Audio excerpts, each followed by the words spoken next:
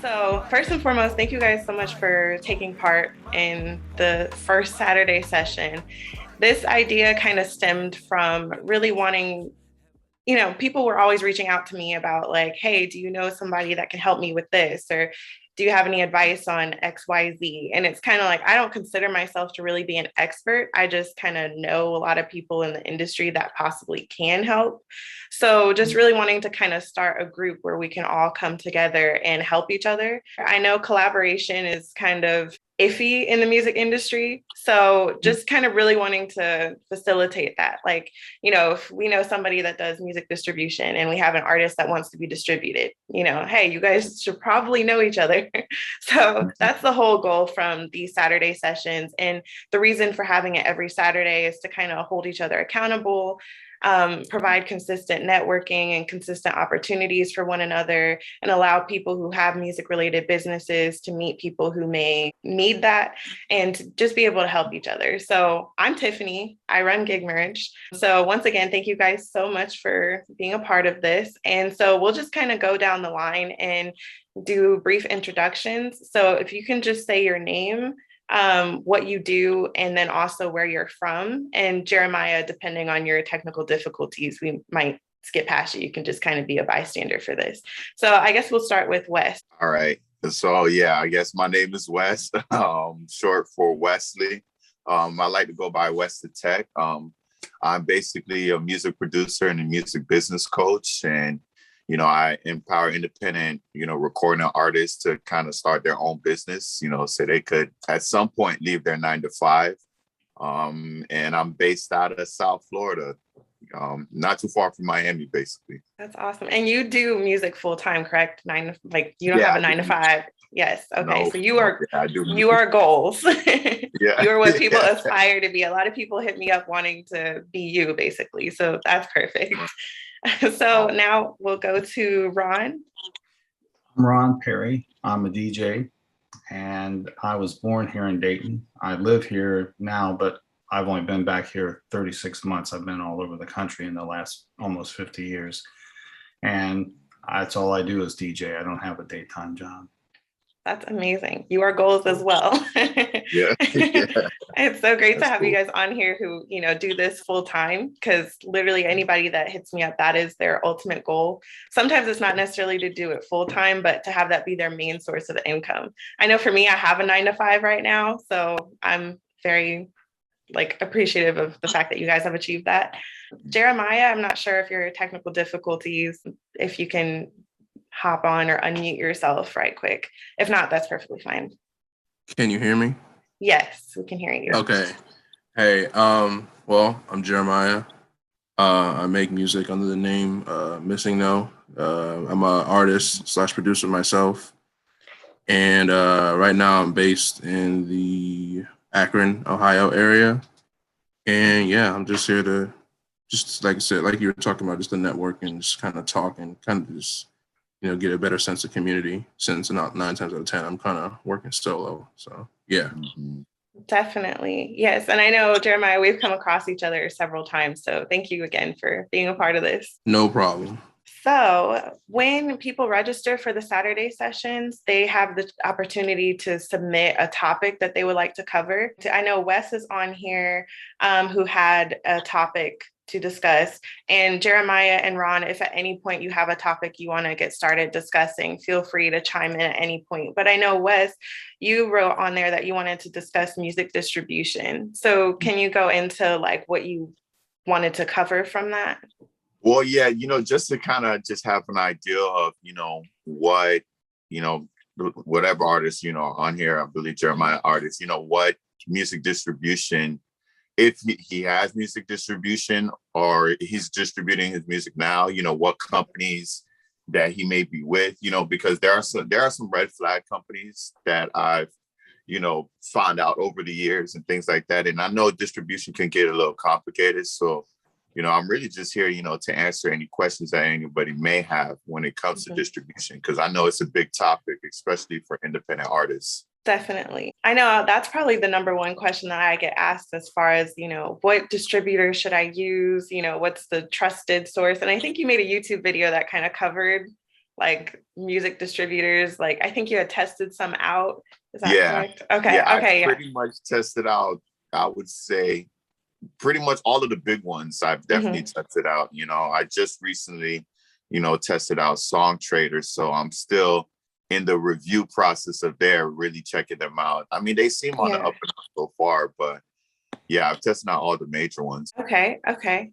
Sorry, I'm real quick. I'm seeing if I can go live on Facebook because I know I have a lot of artists on there. So if I can get them logged in to like say something, then that'll be amazing. Cool. Yeah, because originally I had a couple more artists that were supposed to be on this call too, that their topics were copyrights and then local radio stations not playing local music. So I was hoping to talk to them to see like, what specifically they wanted to discuss along those lines, because it seemed to fit in perfectly with, music distribution that you had mentioned. Yeah, I know about copywriting too is an interesting topic because, there's a lot of misinformation on how to copyright music. That's that's a big one too. Can you share some of that like misinformation that you across? Well, for a lot of people, when it comes to copywriting, of course, there's this whole method of just copywriting things in general. You send your form to the government, and you pay them a fee, and then they bring you the paper that says, hey, your music is copywritten. That's like I would say the old school way of doing it. When it comes to music now, by law, as long as you have the masters, you basically own the copyright. And the masters is basically the original recording of the song. I mean, you could still go through that process of submitting the form and doing all of that. It's just for that extra layer of protection, but it's not something that's absolutely necessary as long as you own your own masters. And if you're an independent artist, you should own your own masters anyway, So Jeremiah, as an artist, what kind of issues do you run into as far as distribution and copyrights? I know Wes was just kind of hitting on some points as far as, misconceptions with copyrights. I just wanted to hear from an artist's point of view what you were thinking. As far as distribution, I know that right now I'm having issues to where I have to sort of use my distributor as a middleman to talk to YouTube, Spotify, and stuff when there's stuff going wrong with my account. So a common issue that happens to me is that someone else uses the name that I'm using and their music gets uploaded to my profile, or like there's some wonky stuff going on, like my music video is not showing up on YouTube music profile. So having to deal with the distributors and, just trying to get them to better their system to be like, hey, okay, when you're distributing my work, please send it to this account. Like just that basic step is actually so difficult for people to understand, especially trying to communicate through email and stuff, things getting lost in translation. Of course. And go ahead. No, I was just saying that was strange to hear this, because in my days of producing and distributing and that type of stuff, was like what you were saying earlier, Wesley, about the old school days. We had barcodes. So when you go to the distributor, every time your product was moving, they were scanning those barcodes that went directly to your account, regardless of who the name was. So I'm not familiar with the online process today with the Spotify's and all, but I would think, even when you go still buy CDs or LPs today, they got the barcodes on them. So that's something that you probably need to look into to isolate your own account to your own account. Yeah, to go off of what Ronald, that's exactly it. We do still have the barcodes, they're just digital now. So it's the ISRC code, right? So every song you have will have its own special ISRC code, and you as an artist have your own code as well. Depending on what distributor you use, there's different ways to find out what that code is. So when you have the code, with a lot of distribution companies, anytime there's issues with that, they're just going to send you to, contact Spotify or contact iTunes. When you contact them, you have to give them that code so that they can specify who you are, because they don't see you as that name. They see you as whatever ID number you are. Right. And I guess, well, for me, the issue isn't necessarily with the ISRCs because it's not monetary. It's more of like display issues. So it's like two artists with the same stage name are put Mhm. under the same account, even though our individual songs are still getting sent to us money-wise, because it doesn't affect the ISRCs. Correct, It affects how the Mhm. user like Just a will go and reputation. find us. So, So yeah, and that you use multiple distributors? no, that's something I have heard about, and that's an L. We're Yeah, not doing that. because that happens a lot with that, for sure. If you don't mind me asking, who's your music distributor Oh, currently? it's DistroKid. DistroKid. Okay, Yeah. okay. Yeah. And have you noticed it on all of, or is it Spotify? Is it Apple Music, or is it just across the board? It's I would say it happened on Spotify and Apple Music, but when I contacted them directly, they were able to get it together, whereas some of the other platforms haven't been able to get it together. So like YouTube hasn't been able to get it together. Deezer hasn't been able to get it together. So, but I do think it's just specific to me and like the name that I use, because it's a reference from an old Pokemon game, and there's other people who I think use that name too, and that's really like the crux of the issue. But I see. yeah, so I mean, like I said, I have reached out to them to get it together, but it just happens every time. Like they don't. Yeah, so Yeah. if I were to upload some new stuff, they'll put it on mine. But if someone else hasn't told them, hey, my account is here, then they'll put it on mine too, because I'm the only one who's even bothered to reach out to even get, to fix it. So they assume that I'm all of them, whereas I'm not. Yeah. Because I guess everyone else doesn't care enough. Yeah, that's very interesting. Let me ask you, on your DistroKid, did you link your YouTube to your DistroKid page? Yeah, it already has an official artist channel like linked to it. It's just that it's just like something's like stupid. Like that's something very, very weird. It's that, and it sounds definitely specific to your situation, because that's something I definitely want to research some more, because if it's already linked to YouTube, then whatever music on your DistroKid should be the only thing reflecting on your YouTube. So it's interesting that they're showing up on your YouTube as well. Yeah, that's very interesting. Yeah, so there's just emails over months back and forth, like literally explaining the same stuff over and over again, over and over. That it's like when you have a customer service issue and you feel like the first person doesn't get it, so you hang up, hope you get someone else who might get it. Yeah. Are you showing up on theirs? I've been showing up, and I just think I've been showing up there. It's just the specific details of, okay, am I considered missing out when someone else who spells their name, like it's even spelled differently. Like some people have different capitalizations, some people will have like periods, but they'll still put it under mine because I'm the only one who's actually been in contact enough with them to be like, hey, this is my stuff, keep mine over here, put everyone else's over there. And they're like, oh, this is that guy, so it must go to this account. And it's like, no, like, listen. It could be a problem with them not syncing their distro to their YouTube as well. So it's just throwing it to the only one that is synced. You know what I mean? And that's what I'm thinking, because there's two accounts. There's mine, and then there's one with everyone else's, and no one's bothered to separate theirs. I mean, I just think they try and do it as hobbyists, which I was there too, but once you actually go and look for your accounts and try and make sure that it's up to date and correct, then you'll see the issues. Yeah, because I know DistroKid, when you don't link it, DistroKid puts it in their pretty much their YouTube server, and it'll have your artist name, then it'll say like dash topic or dash this, and that's just like where they put the bulk music for all the artists who don't actually link their YouTube accounts to their page.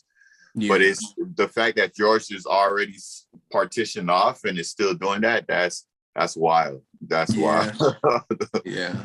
So Wes, what distribution platform do you recommend for artists to use as far as ease of possibly eliminating issues like Jeremiah is speaking about? Well, I know as far as the top, if I would have to name like the top two, I know DistroKid and Ditto are very, very good when it comes to distribution as far as cost wise and just transparency, because with a lot of the other distribution companies, you get a lot of behind the scenes numbers and different percentage splits and things like that. I mean, he is Jeremiah is using DistroKid, so that is a good thing because it is one of the better ones. But it may be, Ditto might be maybe an alternative that you might want to look into, because Ditto, you're looking at the same pricing, the only thing is, when it comes to the biggest difference between the two is DistroKid is used more in the US, Ditto is used more in the UK, but price wise and everything like that, they're identical. So I don't know if that's something that you may want to consider, maybe switching distribution companies, but with that problem specifically, I feel like it'll probably follow you no matter what distribution company you have, because it seems more of an issue from the other artists who are using that name. They're not syncing and getting all of their stuff correct, which is why DistroKid don't know where to put it. It's just throwing it, to whichever one makes sense. You know what I mean?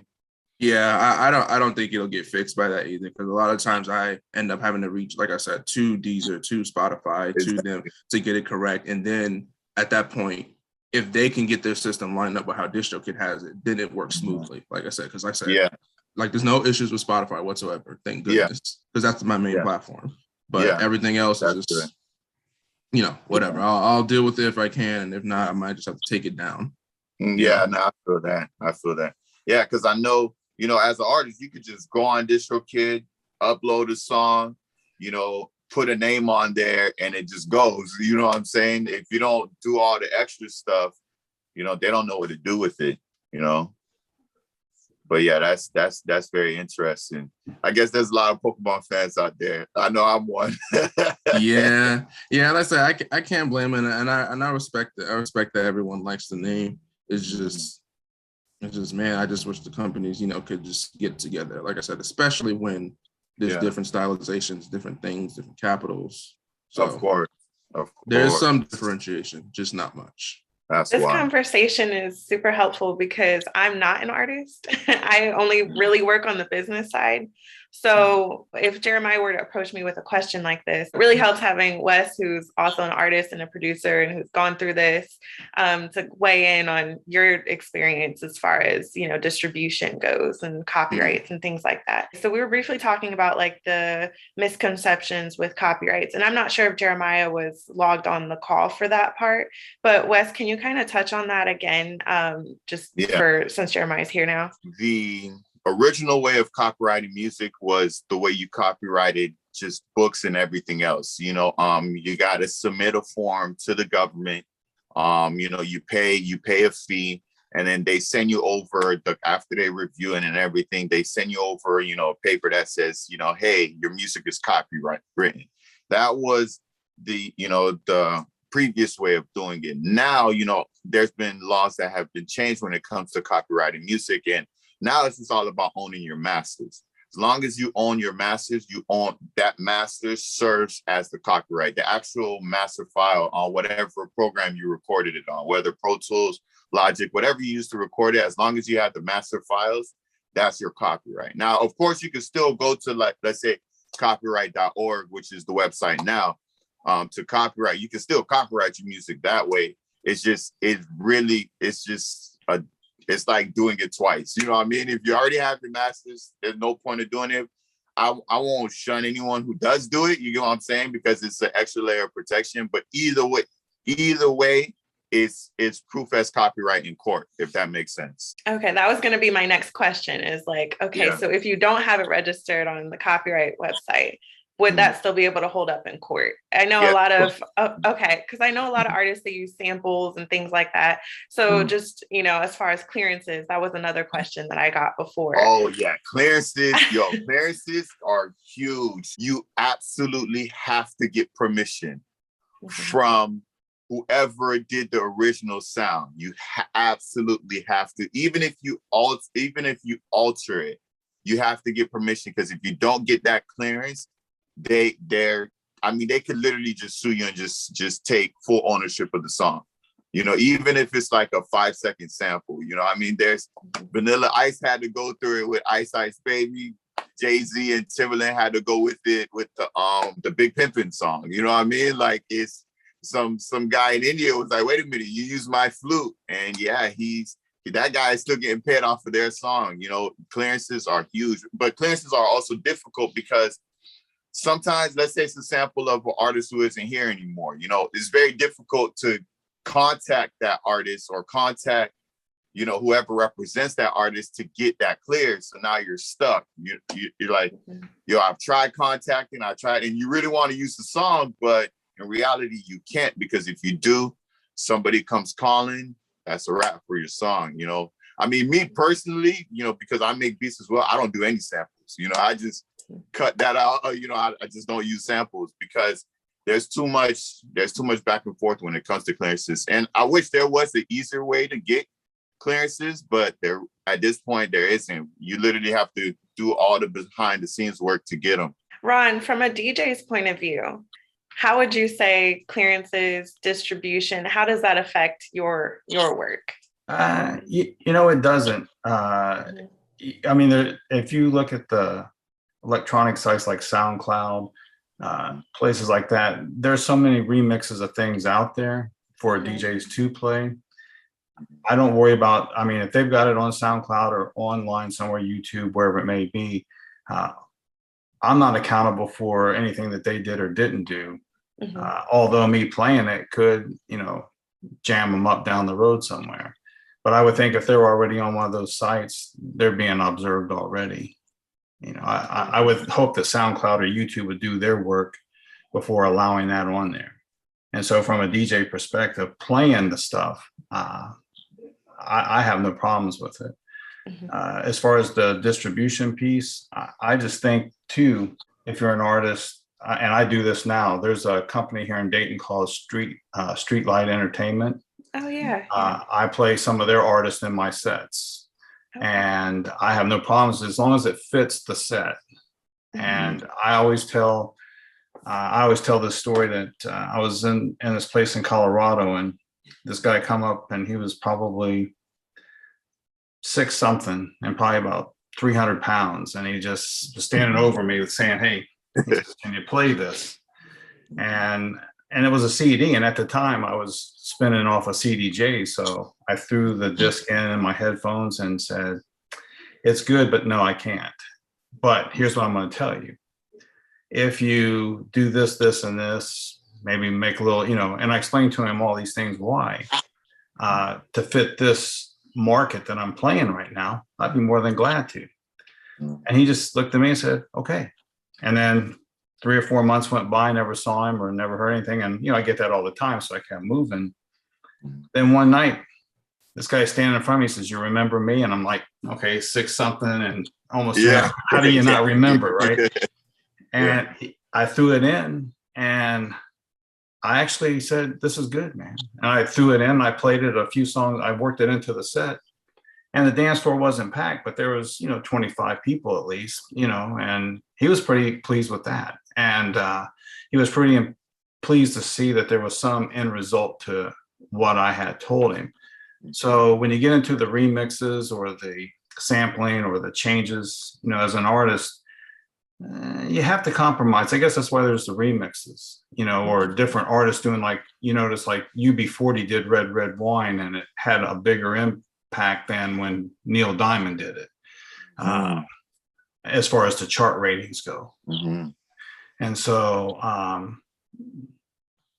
it's kind of nice to do a remix kind of a thing, but when you get into the remix thing, you just want to be careful, like you say, not using the samples, or make sure you got the clearance to use different things in that format. For me, if it's good, I'll play it. That's what I like. Definitely. Matt, you know what's so interesting about that is SoundCloud, you know, like for artists, SoundCloud is like the worst enemy, you know, but for a DJ, it absolutely makes sense why it's perfect, because you could have all of these remixes and things on there, because SoundCloud doesn't have any real attachment to distributions and things like that unless you force it in, you know. And a lot of artists don't know that, you know. They'll put their music on SoundCloud thinking that they're going to get compensation for it, the streams for it. You don't get anything from SoundCloud unless you actually put in the metadata yourself. It's the only platform that you have to physically put it in yourself, which is why DistroKid and those, they don't submit music to SoundCloud. Right. So if you literally have to go to SoundCloud it yourself, go to the metadata, put in your IRC code, put in those codes, the barcodes, so to speak, so that it's linked to you. But because a lot of artists don't do that, I mean, SoundCloud is like the Wild Wild West. And you can literally do anything on SoundCloud. You can remix things, put it on there, have millions of streams. Like, it's perfect for a DJ. I never thought of it in that aspect. It's like crate digging online. Exactly. Exactly. But you know what I noticed, what you're saying, Wes, is like, I notice more UK artists doing what you're saying than American artists. I don't know if it's lazy or cultural. I'm not sure. They don't know. They just don't know to do it. They really just don't know to do it. You know, it's the whole barcode thing. A lot of artists just don't know that there's a barcode that's supposed to be attached to your music. You know, it's just something artists just don't even think about. But, you know, like I said, for DJs, man, SoundCloud is like heaven. You know what I mean? Yeah, I have a few places I go, and some I pay for, some I, you know, like the YouTube is not a charging thing, but I have franchise record pool, stuff like that. And then I pay for SoundCloud to get able to have different access. Mm-hmm.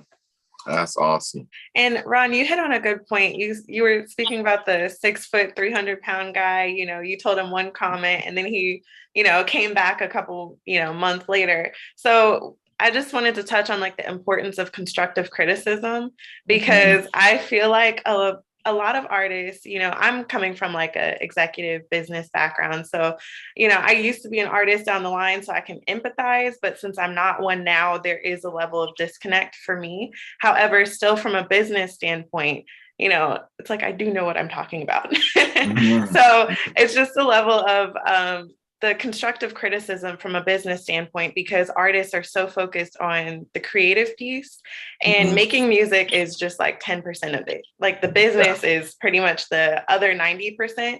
So I just applaud that artist for being able to, you know, take your comments and come back and it was actually good, because I can tell you from my experience, that's rare. I've had a little bit of all of it. And the one thing that I use as an illustration is this. As a DJ, I'm not better than anybody, and no one's better than me. It's a form of art. All that we do is a form of art. And so it's open for opinion. And you could go see your most favorite artist 5 times and have a different opinion of your most favorite artist on all 5 shows. If you're not open for criticism, then you shouldn't even be in the business. And I believe that. Man, I co-sign that app completely. And, you know, when it comes to a lot of, you know, artists, that's one of the biggest things is, you know, not even wanting constructive criticism. You know, like they'll submit, especially, you know, submitting to, like, let's say Spotify playlists or submitting to a website. They'll submit to a website and the website will deny it. For me, anytime I get denied, I ask why. You know, I ask for the constructive criticism to know what they're looking for, you know, so when I submit next time that I have a better chance of getting approved, you know. And by doing that over years, I realized that, like you said, even though it's an art form, there's still a structure to music. You know, you can't absolutely. You can't just have, you know, let's say verse after verse and no hook, you know, no chorus or anything. Nobody's gonna play that, you know, because you need the hook. You need certain things to make it make sense for people's ears, you know. So it's one of those things, you know. I know sometimes, you know, especially when it comes to hip hop artists, when they hear mainstream, it's like, oh, it's a turn off or a red flag or anything. But at the same time, I look at people like Drake who make mainstream music, and you're never going to reach those heights unless you make music catered for everybody. Absolutely. I mean, it's the same with like what you're saying with the DJ piece. If you aren't creating a flow, if you're not mixing in key, if everything's not intact, then you're not going to hold the dance floor. You're not going to hold the club. I mean, I've had people come to me with DJs that have followed me and said they play the same songs you do, but it's not the same. So it's the same thing with music artists. 3 guys could sing the rap, whatever, the same song. It's not going to have the same effect. If, you know, it's all about standards, expectations you put on yourself, standards, like you were saying a second ago. I have the same expectations every time I step behind my stand. I don't do anything less. And if I'm playing for 10 people or 1,010 people, it's the same. And whether I play like for those people at that Clash reunion, or whether I'm doing a sporting events where it's all electronic music, or I do a restaurant where I do a Caribbean vibe one night a week where it's reggae, Latin, and Afro beats. Those are all different music and all different, but I play them the same. I have those same expectations. I have the same standards, no ifs, ands, and buts. And every artist, I always tell people, if you're going to be an artist and you want to move forward, put together a plan. And in those plans, you have your objective and your goals and your strategies, but you have to have those expectations. You know, as a DJ, I can tell you, I've seen the one thing I always say that comes with DJing. There's three things you want to veer away from. And if you're a guy, it's women, drugs, and alcohol. If you're a female DJ, it's like guys, drugs, and alcohol. Those three things can destroy everything that you're doing. And I'm sure as an artist in the industry, because I'm not an artist, but I have to believe that those three things still circle around, you know, Absolutely. like vultures. And it will destroy everything that you're trying to build. And I'm not saying you can't have a drink of alcohol. I'm not going to say you can't hit a smoke if you want. I'm just saying to involve those things. So in those expectations, you just want to stand firm in what you are doing. Do the strategies take you back to your objective? That's where people get lost. When I lived in New York, I DJed there 6 years. I never did a flyer, never marketed myself except when I was playing. And the word of mouth in New York is probably the most valuable thing you can have. And I have to believe that that's everywhere. I'll tell you, when I'm playing like the local artist, I have people come up to me and say, who is this? Because I try to play music. And even if it isn't a local artist, when it's stuff that they don't hear, I try to play different. So, but they are asking me, and I have no problems. You know, like when I'm at table 33, Streetlight Entertainment is right upstairs. And that's how they got connected with me. And I say their name all the time. I have no problems with that. So we go back to that word of mouth as a promotion tool, especially if you're doing a good thing, then it's going to carry. And those are the things I think a lot of artists, when you get into like the distribution, you don't know how valuable DJs can be to you, you know, and they're trying to tag DJs. Like over in Europe, they're trying to, and I get it. There's artists that aren't getting paid over there in a certain way through the DJ piece. You know, I don't know if they have the same ASCAP BMI rules that we have here, but there was rumors of putting some type of tags in the mixing consoles that they could tell how often we played your song in order to get you paid. I don't think that the DJs, I think that they should look at the DJs in a different perspective. I mean, a lot of times they wouldn't even know your music if we didn't play it. Because especially if, like what you were mentioning earlier about the radio stations not playing. Definitely. And that was a point that I wanted to kind of go back to, because I know you just mentioned that you play Streetlight Entertainment's music and they're local. First and foremost, like that's amazing that you support local artists. And, you know, because I find a lot of times that artists, they'll complain to me about the local music scene doesn't support my music, but when I go XYZ, they really support me. Or, you know, Atlanta, they show a lot of love, but when I'm at home, it's different. So I guess kind of as a collective, like, why do you all think that is? Like, why do you think the local scene, it takes a little bit longer to break through the local scene? And what can we do like to really help alleviate that problem? This is an open question for anybody. I think it's the marketplace. Dayton is a smaller market compared to your Atlanta, Miami, LA, New York. And a lot of times people don't get it. But when we talk about word of mouth, going back to that statement, you look at these people like in the 80s when I lived in New York, and they had their little cardboard and they were breakdancing on the street corner, or they had their boom box and they were emceeing to an instrumental cassette. Okay. You look back at that and you can easily miss the point if you've never been to New York, never lived in New York, or don't understand the concept of city life. It's the street corner they're on, or the subway platform they're on. Do you know how many people walk past them in 1 hour in New York City at the right time of day? over 1,000, well over 1,000. You probably can get 1,000 in a half an hour. And so they're not worried about the little tip jar they got there. That's just a little bonus thing. If they collect $100 in a day or $500 or 50 cents, it's how many people walk by them. So here in Dayton, how many people are going to walk by them, really? So Yeah. that's part of it. And so then when you have all the artists that you have here in Dayton, they're all battling for the same thing in a small market. And so to me, that's that difference in why they get a little bit more love, because in the bigger cities, people appreciate the art more than they do in the smaller.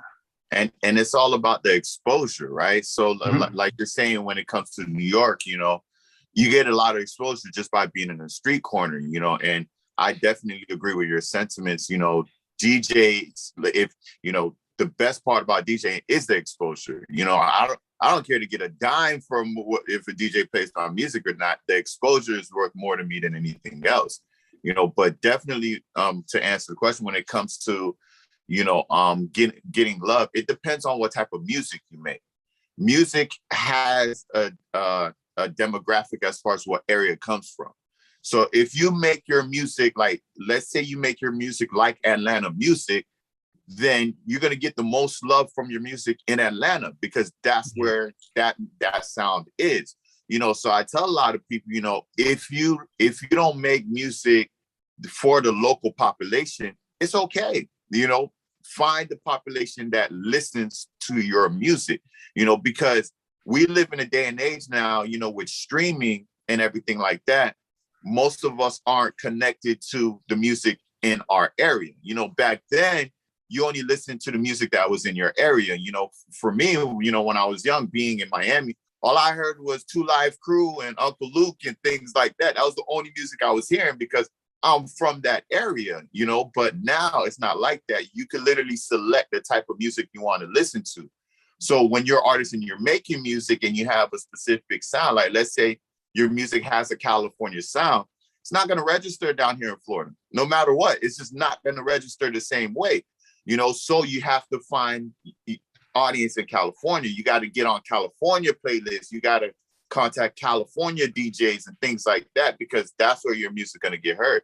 J. Cole is a great example of that. J. Cole is from North Carolina, but he was pushing his music up north, because he has that up north sound. You know what I mean? So I know we only have like a couple minutes left. So I just wanted to open it up for any last minute points. And then I just have a couple points to hit as far as gig merge updates. So if anybody has any last words or anything to say, now is your time. Been quiet, Jeremiah. Right. You got real quiet. Yeah. The only thing I have to say. Yeah.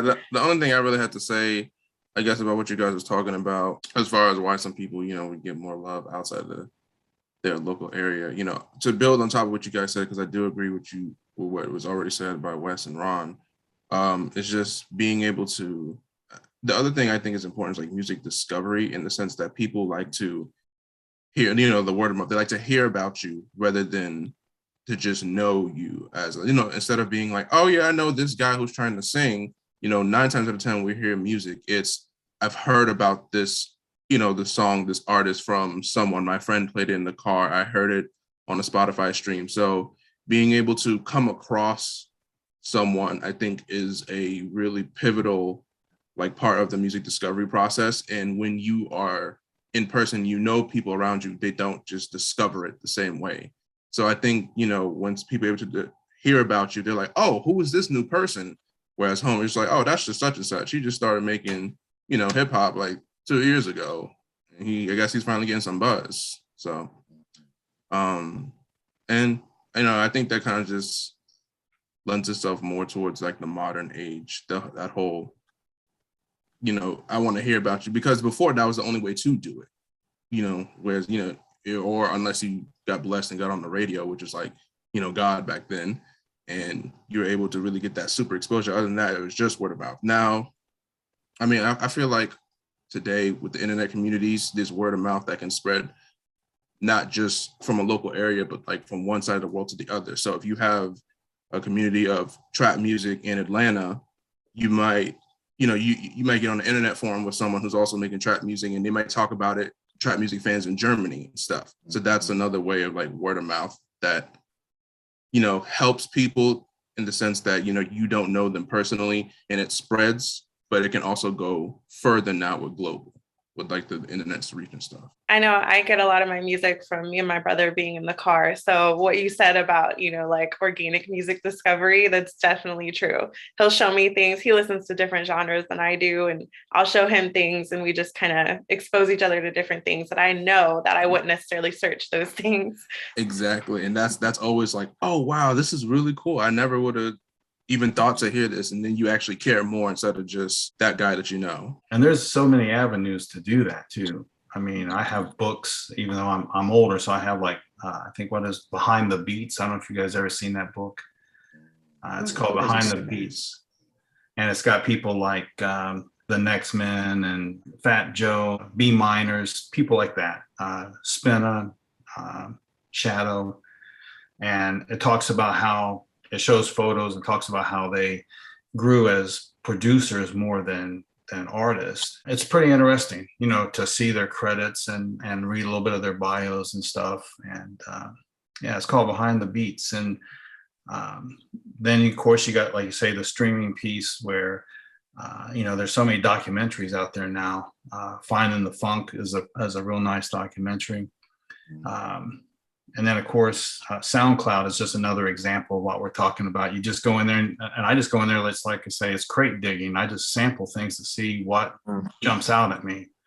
And I look at artists, but one of the things that I do is we'll say, Jeremiah's got a song out now featuring Wesley. Well, I go look and see what Wesley's doing. I already know what Jeremiah is doing.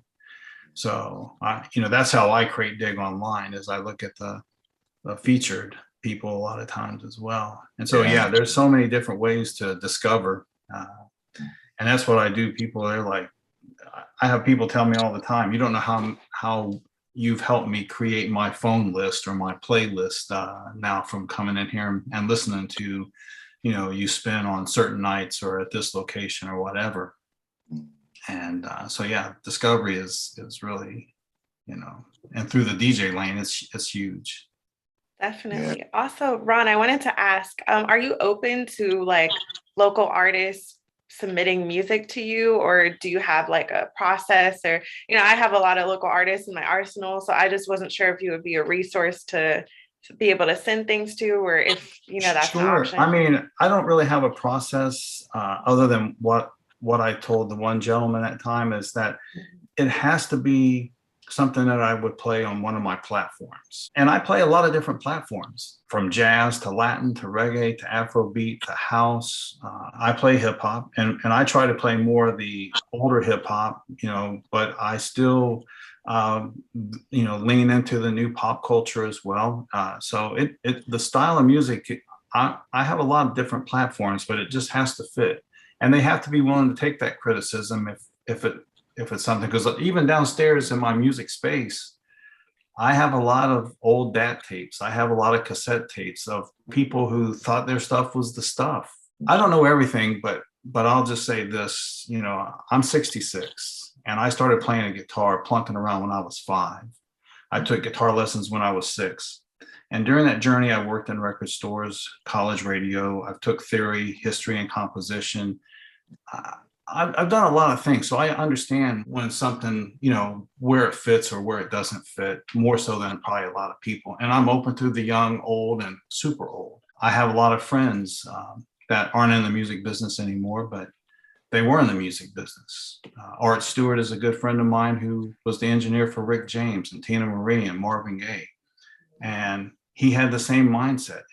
There's certain, I know it's a little more free form, but the open part, like you say, the open criticism has to be the key.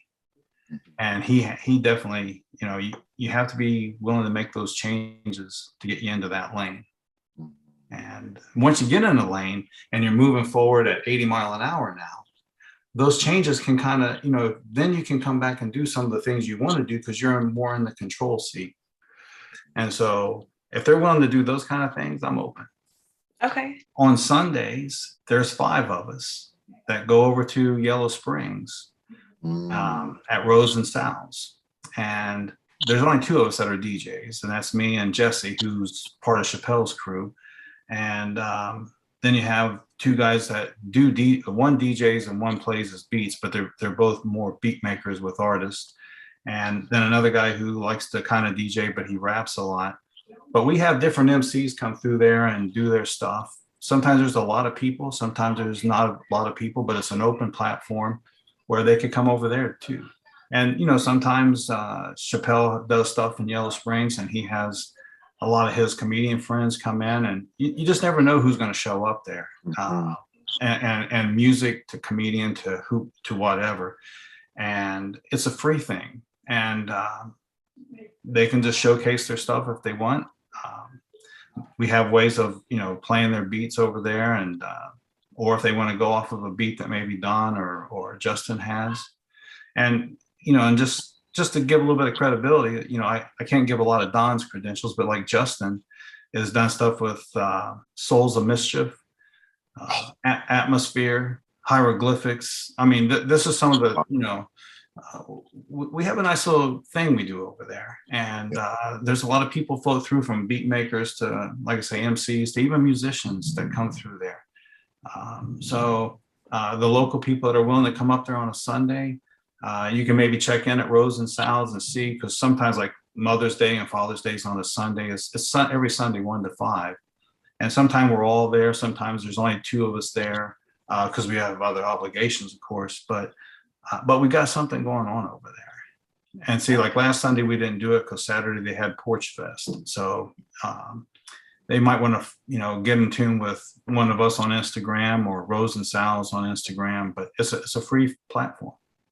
Okay, perfect. Yeah, I'll definitely like follow up and get some details from you and then shoot it out to my email list, because I know they're always looking for things to do and ways to get involved. So that'll be great.